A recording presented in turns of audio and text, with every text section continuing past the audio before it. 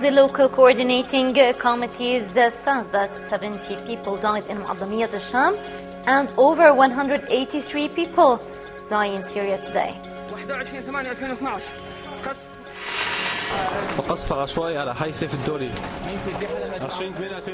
The regime intensifies its military campaign on Homs and Aleppo and targets the kindergartens.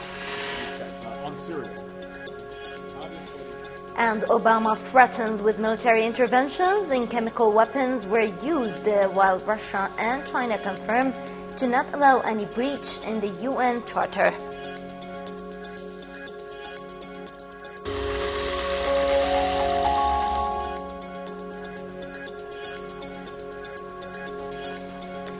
Welcome to Orient TV English News Bulletin.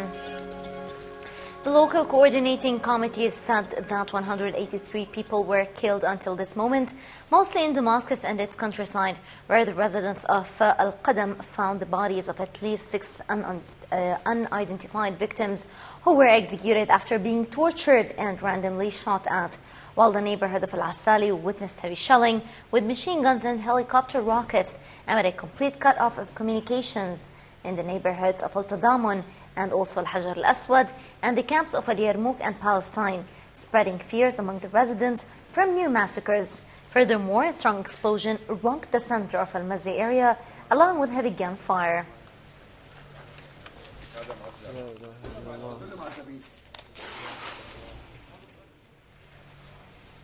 And in the countryside of Damascus, the number of people killed in Daraya city were at least 12 due to the continued airstrikes.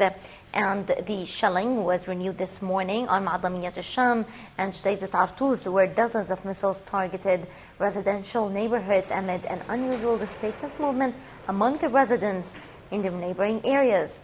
In the meantime, warplanes bombed Spini and Hajar al-Aswad and Admir amid widespread security deployment. And according to activists, the town of Pieblau was subjected to heavy shelling from heavy machine guns.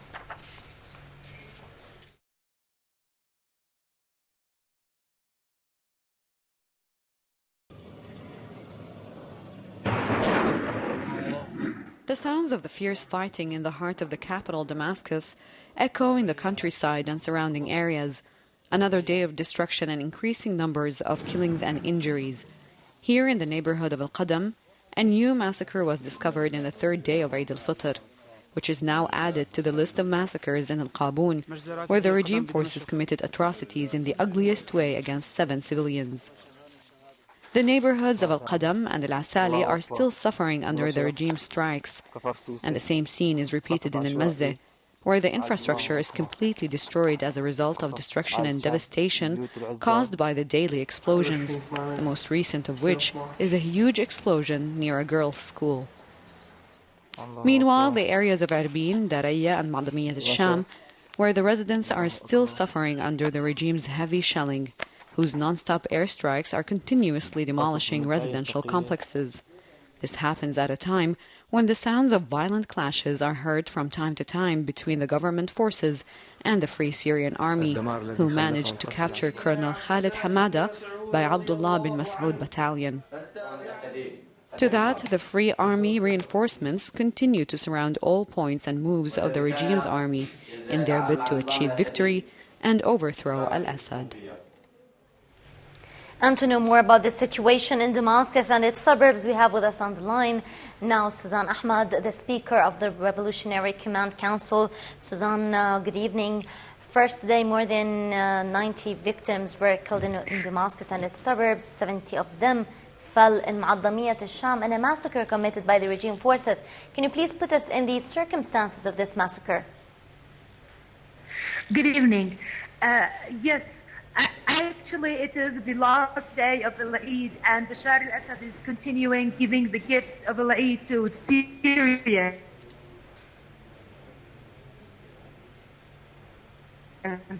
What gift? Actually, they are new massacres. Today we have like 93 dead people in Damascus suburbs. 86 of them are in Muaddamiyah only. They were actually extrajudicially executed. People are getting killed and slaughtered for no reason. 7 dead bodies were discovered in a hospital, 2 in Yalda, and other bodies were found in Medyara, Katana, and Zbadani due to heavy shelling there.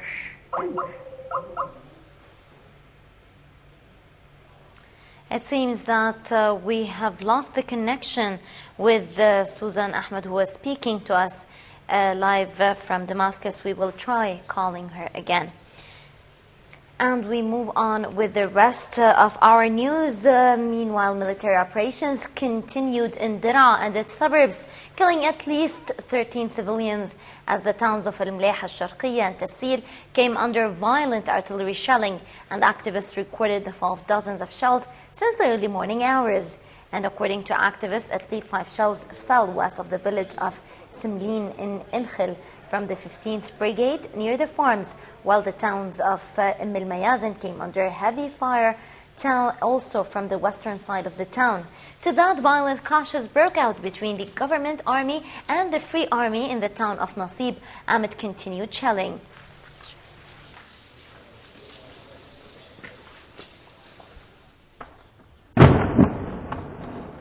For the 4th consecutive day, the city of Al-Hirak in Dar'a suburbs is still under the Syrian government's heavy artillery shelling, and activists said that 50% of the city has been destructed amid a huge displacement movement among the residents, who are afraid that the regime will commit another massacre against them. The shelling was renewed on the towns of Al-Ghariya Sharqiyya, Khirbat Ghazali, Al-Karak and Al-Lajat, where the missiles poured to pave the way for the regime's planned invasion, using special forces that are stationed at Khulkhula military airport.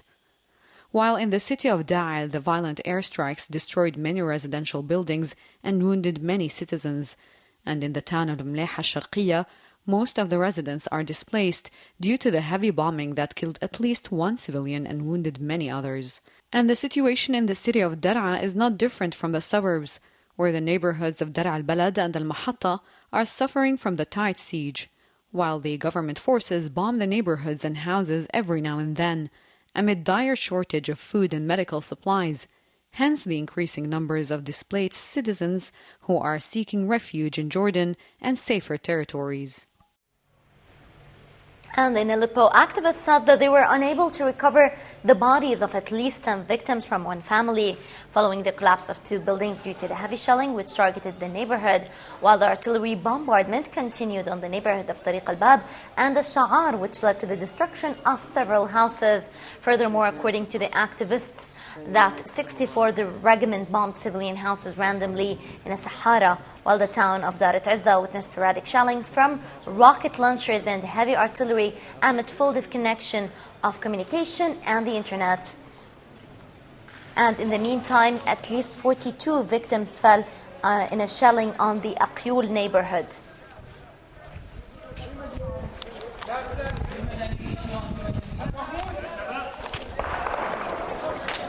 Allahu Akbar. Also in Aleppo, heavy clashes were heard near the Immigration and Passports building in Aleppo amid tension caused by security forces in Al Salmaniya area.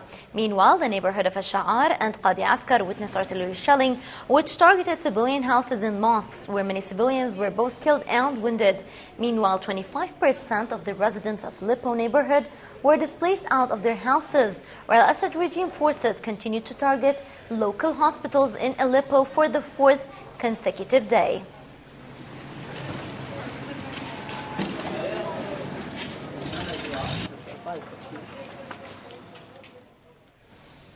And a residential block in the city of Mara in the outskirts of Aleppo was targeted today with intense shelling by Al-Assad regime's MiG fight jets, which led to the complete destruction of the block, along with several surrounding civilians' houses. Killing and wounding dozens of civilians were both murdered and injured are still below the ruins of their houses, waiting to be pulled out. Also, the local hospitals of Mara is filled with a huge number of wounded victims, despite the hospital's limited accommodation to patients. لا إله إلا الله لا إله إلا الله لا إله إلا الله لا إله إلا الله. In another development, Colonel Marwan Hamid, head of the document security, announced a split from the regime's army and his joining of the ranks of the Free Syrian Army. And he also announced the formation of Ahrar Jabal al-Arab in the southern sector. بسم الله الرحمن الرحيم. ها السويدة عزوة عيال معروف. ها السويدة عزوة عيال معروف. سل السيوف اللي غبت في غودها. And coming up later in the bulletin, the Audi Cars company asks al-Assad to stop using its cars in solidarity with the suffering of the Syrian people.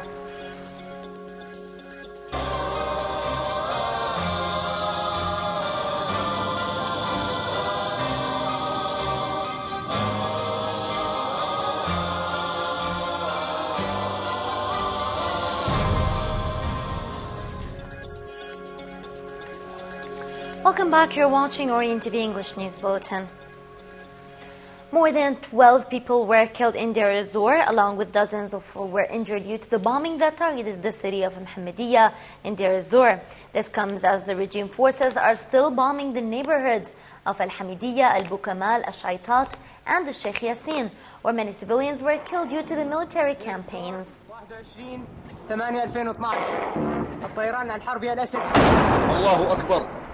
The random bombing launched by the regime forces is still being heard in the towns of Deir ez-Zor, and while the citizens spend their days listening to the symphony of the rocket launchers and the explosions, the regime's bombings destroy areas with its consecutive hits that seem to consume the days of the citizens. A hit after another, since the regime apparently is carrying out a fierce military war against its own people, which left the scenery of destruction and chaos which consumed the Al-Hamidiyya neighborhood. This comes after the regime forces intensified its bombings that targeted an entire family. The destruction scenes also reached many safe houses that are occupied by innocent citizens, such as this family. The citizens of Al-Bukamal woke up to the view of chaos that took over its neighborhoods, especially in the area of Al-Shaitat and Al-Ardi, that were subjected to heavy bombing by MiG planes and resulted in killing and injuring many civilians. The random and fierce bombings expanded to education institutions, a campaign that is launched right before the start of the fall semester of schools. The sports club of Al-Yaqada was also a target for the regime that targeted it with rocket launchers, as many other sports institutions, comes as a confusion to the citizens who were promised a change in the education and sports systems. The military campaigns did not dim down the will of Deir ez-Zor citizens who are insisting on fighting the regime until it finally is overthrown.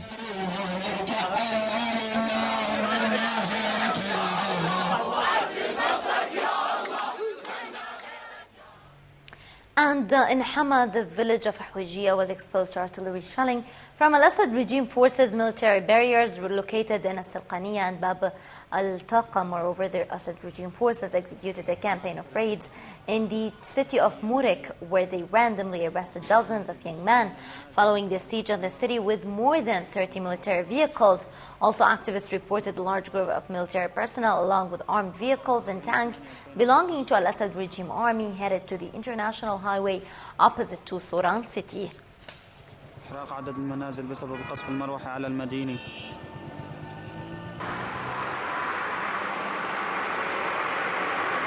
After totally storming it during the beginning of last summer, the Assad regime forces now besiege the Syrian city of Murik in the northern outskirts of Hama, covering all entrances of the city with no less than 30 heavily armed military vehicles amid gunfire from both heavy and medium machine guns.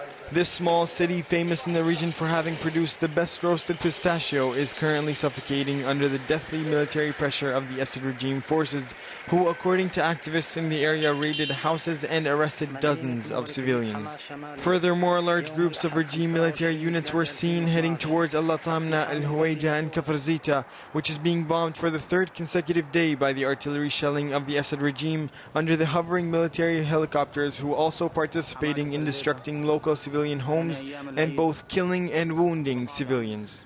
However, in the city of Hama, the Assad regime continues its suffocating siege on its districts as the widespread regime forces increase in the area of Al-Asi Square and the neighboring districts. during the spread of regime snipers on the rooftops of civilian homes and government buildings. And as usual, all of this does not stop or even make the citizens of Hama hesitate when deciding to flood the streets with anti-government protests. And as usual, all this does not stop or even make the citizens of Hama hesitate when deciding to flood the streets with anti-government protests in all of Al-Karama district, Aleppo Road and Al-Arba'in district, all in solidarity saluting the afflicted Syrian cities and demanding the downfall of the Assad regime. Activists in Idlib reported a new massacre committed by Al-Assad regime forces in Saraqib, killing dozens of civilians and leaving behind several others wounded. And in Khan Shaykhun, numerous victims fell wounded during violent shelling, where dozens of missiles were dropped on the area, completely destructing several civilian houses. Meanwhile, the areas in Jisr al-Shughur on the outskirts of Idlib, such as Ghania, Sheikh Sindian, Al-Sirmaniya, and Duer al-Akrad, and all witnessed violent shelling with mortar and military tanks located in Ain al-Asafir, while activists also reported most of the launched shells landing in the districts of Ma'arat al-Nu'man city.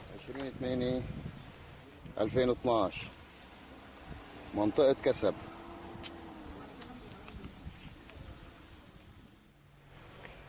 Informed sources revealed to Orient News from Damascus about serious information on the fate of Major General Ali Mamlouk, the head of the national security, and the director of the general intelligence previously, where the sources pointed out that he was either killed or imprisoned under tight security due to his link to the Lebanese minister, Michel Smaha, and his file, and they fear that he might be requested for his testimony in the international court.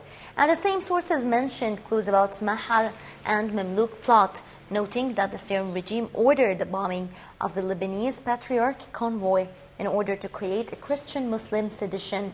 Meanwhile, the information reveals that Mamluk find it this way as an opportunity to show the truth about the Syrian regime.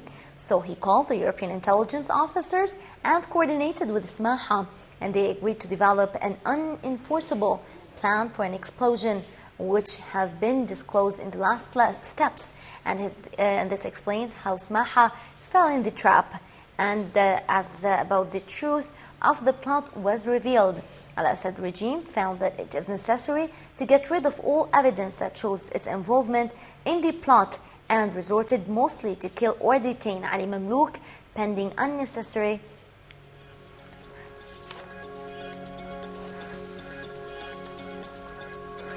And coming up in the bulletin, Audi Cars company asks Al-Assad to stop using its cars in solidarity with the suffering of the Syrian people.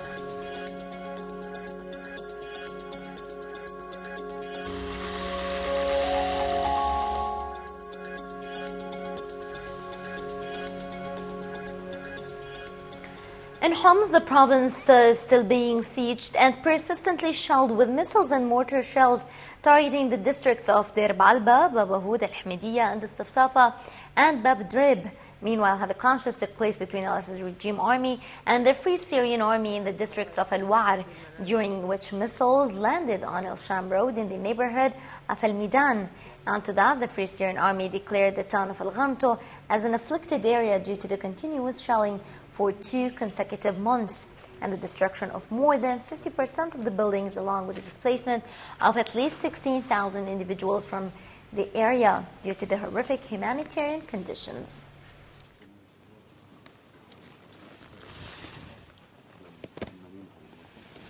لا حول ولا قوة إلا بالله العلي العظيم. حتى الروضات للتعليم الأطفال لم تسلم من بطش النظام. The children of Homs no longer live their days with happiness and childhood joy, and that's the reality in the city of Homs that is consumed by the pictures of destruction that were caused by the regime's constant bombardment. A morning tour in Al-Khalidiyya neighborhood was carried out by activists to check the amount of destruction caused by the regime. Morning clashes also occurred between the Free Syrian Army and the regime forces in Al-Wa'ar neighborhood and a Sittin street, which lasted for hours. In the city of Al-Rastan and the northwestern part of Deir al-Balba, the bombing launched by the artillery and rocket launchers of the regime were renewed and resulted in killing many civilians and injuring dozens. This comes while the rocket bombardment and mortar shelling continues on the neighborhoods of Bab al-Drib, Safsafa, Al-Hamidiyya, Bab Ahoud, and Deir al-Balba. إحدى السيارات التي ضررت جراء القصف المتواصل على بلدة الغنطو.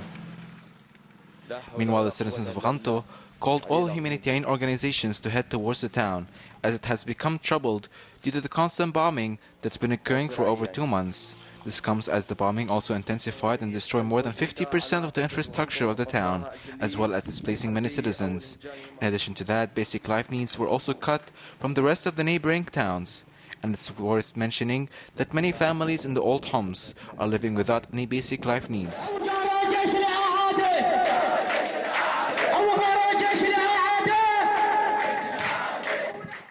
And despite the horrific scenery in Homs, the citizens of the city still take to the streets in protests that demand freedom, a bright future for Syria, and the overthrow of the regime. Politically, the U.S. President Barack Obama warned today the Syrian President Bashar al-Assad that the use or deployment of chemical or biological weapons in his country's conflict would be a red line for the United States, as it viewed Damascus' suppression of the uprising. I have indicated repeatedly that President al-Assad has lost legitimacy, that he needs to step down. We have been very clear to the Assad regime, but also to other players on the ground, that a red line for us is we start seeing a whole bunch of chemical weapons moving around or being utilized. That would change my calculus. That would change my equation. From her part, Victoria Nuland, the spokesperson for the United States Department of State, renewed her country's position on the Syrian crisis, noting that peace will not be achieved in Syria without al-Assad's step down. Nuland also called at the same time that the new joint special representative for Syria, Al-Akhdar Ibrahimi, to configure his own point of view before taking any actions. Face justice in Sweden for something that has nothing to do with WikiLeaks. It has to do with charges of sexual misconduct. So he is clearly trying to... The Russian Foreign Minister Sergei Lavrov has warned the West not to take unilateral action on Syria, saying that Russia and China agree that violations of international law and the United Nations Charter are impermissible.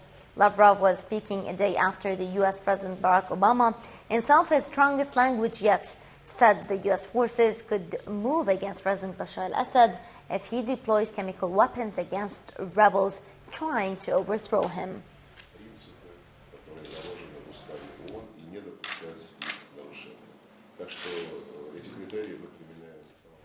In the meantime, Damascus considered the statements of the new joint special representative for Syria, Al-Akhdar Ibrahimi, about the existence of a civil war in Syria is contrary to the fact that it is only in the minds of the conspirators against Syria. To that, the French President François Hollande met yesterday Al-Akhdar Ibrahimi, and he said that there is no political solution in Syria if Bashar al-Assad stays in power, stressing on his support for the new envoy.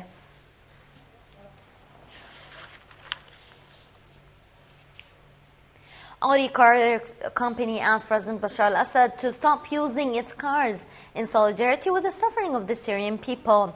And according to the committees of the revolution in Damascus, a source that works in Audi dealership in Syria said that the agency received a letter from the company asking to stop delivering Audi cars to the presidential palace after the murders committed by al-Assad forces in various Syrian cities. The Syrian government Deputy Prime Minister Qadri Jamil confirmed that Syria is ready to discuss the issue of President Bashar al-Assad stepping down. He stressed that the only solution to the crisis lies in the Syrian dialogue. Jamil pointed out that the foreign military intervention in Syria is impossible because it would lead to the confrontation beyond the country's borders, and added that Obama's threats are only a consumption to media. Jamil's words came in a press conference held after his meeting with the Russian Foreign Minister Sergei Lavrov in Moscow.